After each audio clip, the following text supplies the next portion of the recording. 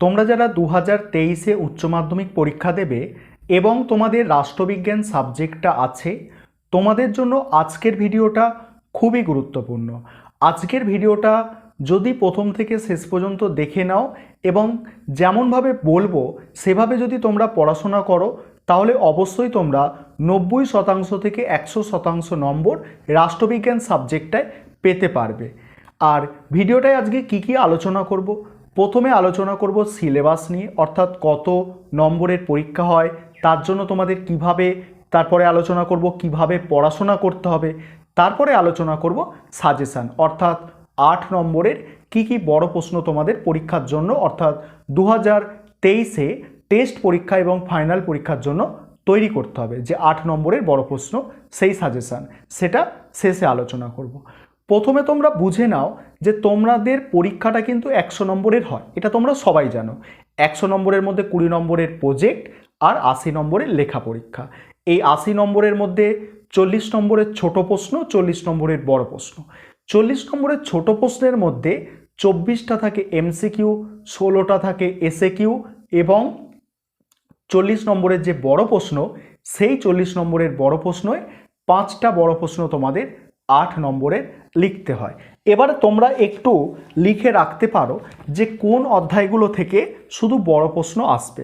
Total তোমাদের political science অর্থাৎ রাষ্ট্রবিজ্ঞান সাবজেক্টে 10টা অধ্যায় আছে। 10টা অধ্যায়ের মধ্যে 1 নম্বর, 5 নম্বর, 6 নম্বর, কি বললাম, 1, 5, 6, 7, 8, 9, 1, 5, 6, 7, 8, 9, এই 6টা অধ্যায় থেকে তোমাদের বড় প্রশ্ন থাকবে, অর্থাৎ 8 নম্বরের প্রশ্ন।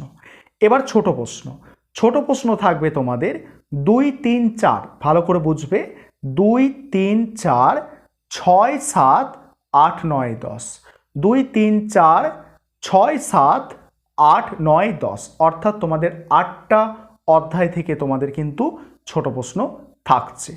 এবারে আলোচনা করব যে কিভাবে তোমাদের পড়তে হবে বা কি টেক্সট বই পড়বে। যারা একটু টেক্সট বই পড়তে চাইছো, তোমরা কি টেক্সট বই পড়বে, কিভাবে পড়াশোনাটা শুরু করবে সেটা বলবো। প্রথমে তোমাদের বিগত 5 বছরের প্রশ্নপত্র জোগাড় করতে হবে। যারা নিজেরা পড়বে ভাবছো, কোনো কোচিং সেন্টারে যাবে না, কোনো শিক্ষক নেবে না, একদম নিজেরা সেলফ স্টাডি করবে, অর্থাৎ নিজেরা পড়াশোনা করবে, তাদের জন্য বলছি। তোমরা প্রথমে বিগত 5 বছরের বা 6 বছরের প্রশ্নপত্র জোগাড় করে নাও। ইন্টারনেটে ডাউনলোড করতে পারবে বা কোনো এরকম ছোট ছোট বই পাওয়া যায়, রায় মার্টিন কোম্পানির বইও পাওয়া যায়, যেগুলো ছোট প্রশ্ন কিন্তু থাকে, পাতলা বই, 60-70 টাকা এরকম দামের বই পাওয়া যায়, যেখানে তোমরা বিগত 5-6 বছরের তোমরা প্রশ্নগুলো পেয়ে যাবে। এই গেল তোমাদের প্রথমে জোগাড় করতে হচ্ছে কি বিগত বছরগুলোর প্রশ্ন, অর্থাৎ 5-6 বছরের প্রশ্ন। তারপর তোমাকে দেখতে হবে এই 5-6 বছরে কি প্রশ্ন তোমাদের এসেছে, ঠিক আছে, সেটা বড় প্রশ্ন হোক, ছোট প্রশ্ন হোক। তারপরে তোমাদের দেখতে হবে যে একটা টেক্সট বই নিতে হবে, ভালো টেক্সট বই, যেটা সহজ সরল, ভালো বলতে কি সহজ সরল, তোমাদের বলবো এই টেক্সট বইটা নেবে। তারপরে টেক্সট বইটা নিয়ে কি করবে, ভালো করে শুনবে কথাগুলো। টেক্সট বইটা নিয়ে কি করবে, তোমরা কিন্তু বড় প্রশ্নের অ্যান্সার নিজেরা করতে যেও না। যারা খুব দক্ষ পড়াশোনায় তাদের ঠিক আছে, এমনি নর্মাল ছাত্রছাত্রীদের কথা বলছি, তোমরা নিজেরা কিন্তু 8 নম্বরের প্রশ্নের অ্যান্সার লিখতে যেও না, কারণ কোনো সহায়িকা বই থেকে, একটা বই থেকে লেখা যায় না কোনো বড় প্রশ্নের অ্যান্সার। যারা টিচার অর্থাৎ যারা শিক্ষক, যারা পড়িয়ে থাকে, তারা বিভিন্ন সহায়িকা বই, বিভিন্ন নোট বই, সব বইগুলোকে কি করে দেখে, যে পার্টটা যেখান থেকে সুবিধে, যে পার্টটা যেখান থেকে ভালো, সেটা তুলে নিয়ে কি করে নোটটা বানায়। সেক্ষেত্রে তোমাদের অনেক বই কিনতে হবে। সেরকম করলে বড় প্রশ্ন তোমরা নোট তৈরি করতে যাবে না। ছোট প্রশ্নগুলো তোমরা কি করবে, ছোট প্রশ্নগুলো তোমরা এই বই থেকে তোমরা দেখে পড়বে, কারণ এই বইটা এমনই বই যাতে তোমরা বিগত 5-6 বছরের ছোট প্রশ্নর অ্যান্সারও পেয়ে যাবে, অর্থাৎ এসএকিউ এমসিকিউর অ্যান্সার পেয়ে যাবে। কিন্তু এটা কি, এটা টেক্সট বই, এটা কোনো সহায়িকা বই নয়, এটা টেক্সট বই, কিন্তু এতে তোমরা বিগত 5-6 বছরে ছোট প্রশ্ন অর্থাৎ এসএকিউ এমসিকিউর অ্যান্সার পেয়ে যাবে। খুব সহজ সরল ভাষায় লেখা আছে, ঠিক আছে। আর যদি তোমরা রাষ্ট্রবিজ্ঞান সাবজেক্টে 90% থেকে 100% নম্বর পেতে চাও, এটুকু কাজ তোমাদের করতে হবে। এখনও পুরোটা আমি কিন্তু বলিনি, ছোট প্রশ্নটা গেল 40 নম্বরের ঝামেলাটা, ঠিক আছে। এবার যে 40 নম্বরের বড় প্রশ্ন, তার জন্য আমি আজকের এই ভিডিওতে সাজেশান আলোচনা করেছি। আর এই সাজেশান থেকে 100% নিশ্চিত তুমি যে কমন পাবেই, কোনো রকম মিস যাওয়ার কোনো ব্যাপার নেই, যে কোনো লটারি হচ্ছে আমার লাগলো না লাগলো এরকম কোনো ব্যাপার নেই। এখানে যেটুকু বলা হচ্ছে এর বাইরে কোনো প্রশ্ন পরীক্ষায় তোমরা দেখতে পাবে না। এমনও হতে পারে এখানে যা সাজেশান দেওয়া আছে সব প্রশ্ন, অর্থাৎ তুমি 8টা প্রশ্নই কমন পাচ্ছ, তার মধ্যে তো 5টা লিখতে হয় অথবা প্রশ্ন থাকে, সেই 8টা প্রশ্নই কমন পেয়ে যাবে। কারণ বিগত বছরগুলোতে যদি তুমি দেখো যে চ্যানেলে সেখানে প্রশ্নের সাজেশান, অর্থাৎ সাজেশান, প্রশ্নপত্র সমস্ত কিছু আপলোড করা আছে, মেলাবে তোমরা। বিশ্বাস না হয় সেখানে তোমরা মিলিয়ে দেখে নেবে। যাই হোক, তাহলে তোমরা বড় প্রশ্ন এবারে আমি আলোচনা করছি, সাজেশানটা তোমরা দেখে নেবে। আর অনলাইন কোচিং ক্লাস চলছে, তোমাদের জন্য আমি অনলাইন কোচিং ক্লাসের ব্যবস্থা করেছি, যেখানে তোমাদের কিন্তু 2 মাস, আমাদের প্রায় 2 মাস ক্লাস চলছে। 1 মাস হয়ে গেছে আর 1 মাস চলছে, আমাদের 2টো অধ্যায় পড়াও হয়ে গেছে। তোমরা যারা যারা চাইছো যে অ্যাডমিশান নিতে পারো, সেখানে তোমাদের টেক্সট বই, তারপরে বড় প্রশ্ন, ছোট প্রশ্ন সমস্ত কিছু একদম ভালো করে বুঝিয়ে দেওয়া হবে, সঙ্গে নোটও দেওয়া হবে। তাহলে চলো সম্পূর্ণ সাজেশানটা আজকের ক্লাসে তোমরা দেখে নাও। বড় প্রশ্ন তোমাদের 2023-এর জন্য কি কি করতে হবে। আর এই ভিডিওটা অবশ্যই একটু বন্ধুবান্ধবদের মধ্যে শেয়ার করবে, কারণ এই একটা ভিডিও ভালো করে বুঝে নিলে যে কি কথাগুলো বলেছি, তাহলে কিন্তু 100% পর্যন্ত নম্বর রাষ্ট্রবিজ্ঞান সাবজেক্টে পাওয়া সম্ভব। চলো তোমরা দেখে নাও বড় প্রশ্নগুলো। তাহলে তোমরা দেখে নাও যে 2023-এর জন্য তোমাদের রাষ্ট্রবিজ্ঞান সাবজেক্ট থেকে 8 নম্বরের কি বড় প্রশ্ন তৈরি করতে হচ্ছে। প্রথম অধ্যায় হচ্ছে তোমাদের আন্তর্জাতিক সম্পর্ক। এই প্রথম অধ্যায় থেকে তোমাদের জন্য আমি 4টে প্রশ্ন বেছে রেখেছি। 1 নম্বর প্রশ্ন, জাতীয় শক্তি বা ক্ষমতা কাকে বলে, ক্ষমতার উপাদানগুলি লেখো। এই প্রশ্নটা এবছরের জন্য খুব ইম্পর্টেন্ট, তোমরা এটা ভিভিআই দিয়ে রাখতে পারো, অর্থাৎ প্রথম অধ্যায় থেকে এই প্রশ্নটাই আসবে এরকম ধরে রাখতে পারো। তারপরে জাতীয় স্বার্থের সংজ্ঞা দাও, জাতীয় স্বার্থ রক্ষার উপায়গুলি লেখো। তারপরের প্রশ্ন, বৈদেশিক নীতি নির্ধারণে জাতীয় স্বার্থের ভূমিকা লেখো। তারপরের প্রশ্ন, আন্তর্জাতিক সম্পর্ক ও আন্তর্জাতিক রাজনীতির মধ্যে পার্থক্য লেখো। তারপরে তোমাদের 1 নম্বর অধ্যায়ের পরে তোমাদের 5 নম্বর অধ্যায় থেকে বড় প্রশ্ন আসবে, অর্থাৎ মাঝে 2, 3 আর 4 এইগুলো থেকে কেবলমাত্র তোমাদের ছোট প্রশ্ন থাকে, বড় প্রশ্ন থাকে না। প্রথমেই তোমাদের বলে দিয়েছি, এই যে 5 নম্বর অধ্যায়, এটার অধ্যায়টার নাম কয়েকটি রাজনৈতিক মতবাদ। এই অধ্যায় থেকে তোমাদের কটা প্রশ্ন রেখেছি? 5টা।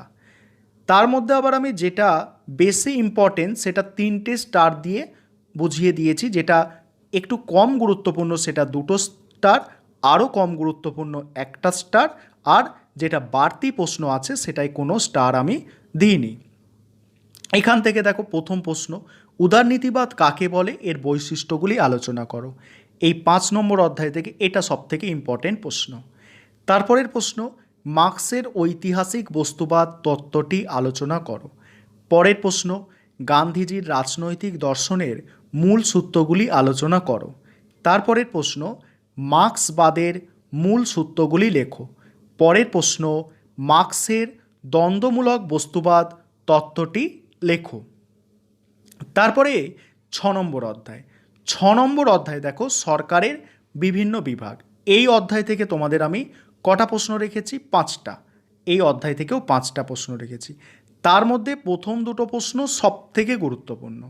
কি আছে প্রথম 2টো প্রশ্ন? দেখো, এক কক্ষ বিশিষ্ট আইনসভার পক্ষে ও বিপক্ষে যুক্তি দাও। তারপরে আছে দ্বিকক্ষ বিশিষ্ট আইনসভার পক্ষে বিপক্ষে যুক্তি দাও।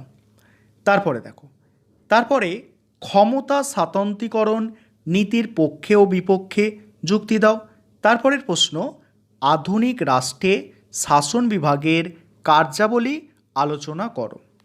পরের প্রশ্ন, বিচার বিভাগীয় সমীক্ষা কাকে বলে, বিচার বিভাগের স্বাধীনতা রক্ষার উপায়গুলি লেখো। এবারে 7 নম্বর অধ্যায়। 7 নম্বর অধ্যায় থেকে তোমাদের দুটো প্রশ্ন মাত্র, এই দুটো প্রশ্ন করলেই তোমরা 100% কমন। ঠিক আছে, মাত্র দুটো প্রশ্ন করো এখান থেকে। দুটো প্রশ্ন কি? এক হচ্ছে মুখ্যমন্ত্রীর ক্ষমতা ও পদমর্যাদা, আরেকটা হচ্ছে রাষ্ট্রপতির ক্ষমতা পদমর্যাদা। কারণ 22-এ দুটো প্রশ্ন এসে গেছে এখান থেকে। কোন দুটো প্রশ্ন? তোমাদের প্রধানমন্ত্রী আর রাজ্যপাল, এই দুটো এসেছে, ওই জন্য এখানে মুখ্যমন্ত্রী আর রাষ্ট্রপতি এই দুটো করলে তোমরা 100% কমন পেয়ে যাবে।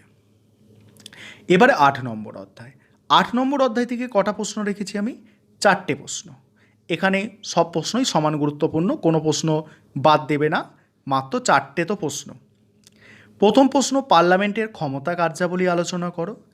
তারপর পার্লামেন্টের আইন পাসের পদ্ধতি লেখো। পরের প্রশ্ন, অর্থবিল কাকে বলে, লোকসভায় কিভাবে অর্থবিল পাস করা হয়। নেক্সট প্রশ্ন, পশ্চিমবঙ্গের বিধানসভার স্পিকারের ক্ষমতা ও কার্যাবলী লেখো। এবারে তোমাদের শেষ অধ্যায়, তোমাদের 10 নম্বর অধ্যায় লাস্ট, কিন্তু 9 নম্বর অধ্যায় পর্যন্ত বড় প্রশ্ন শেষ। এখানে আমি 3টে প্রশ্ন রেখেছি, তার মধ্যে প্রথম দুটো প্রশ্ন অত্যাধিক গুরুত্বপূর্ণ। কি প্রশ্ন প্রথম দুটো? সুপ্রিম কোর্টের গঠন কার্যাবলী। দ্বিতীয় প্রশ্ন, ভারতের বিচার ব্যবস্থার বৈশিষ্ট্যগুলি লেখো। আর শেষ একটা প্রশ্ন রেখেছি আমি, ক্রেতা সুরক্ষা আদালত সম্পর্কে একটি টিকা লেখো। তোমরা যারা অনলাইন কোচিং ক্লাসে অ্যাডমিশান নিতে চাও, তোমরা অ্যাডমিশান হয়ে যেতে পারো। অলরেডি আমাদের দুটো অধ্যায় পড়া কমপ্লিট হয়েছে, তারপরের অধ্যায়গুলো এবারে পড়া হবে, কন্টিনিউ হবে। তোমরা যদি 90% বেশি অর্থাৎ 100%-র কাছাকাছি নম্বর পেতে চাও, তোমরা অ্যাডমিশান নিতে পারো। এবারে তোমাদের শেষে নম্বর বা ভাগটা অর্থাৎ নম্বর বিভাজনটা একবার দেখে নাও। যে বলেছি 20 নম্বরের স্কুলের হাতে প্রজেক্ট 80 লিখে পেতে হবে। ঠিক আছে, বড় প্রশ্ন এই অধ্যায়গুলো থেকে থাকছে, ছোট প্রশ্ন এই অধ্যায়গুলো থেকে থাকছে, আর মোট অধ্যায় থাকছে তোমাদের 10টি। ভিডিওটা দেখার জন্য অসংখ্য ধন্যবাদ। সবাইকে অবশ্যই বন্ধুবান্ধবদের মধ্যে ভিডিওটা একটু শেয়ার করে নেবে।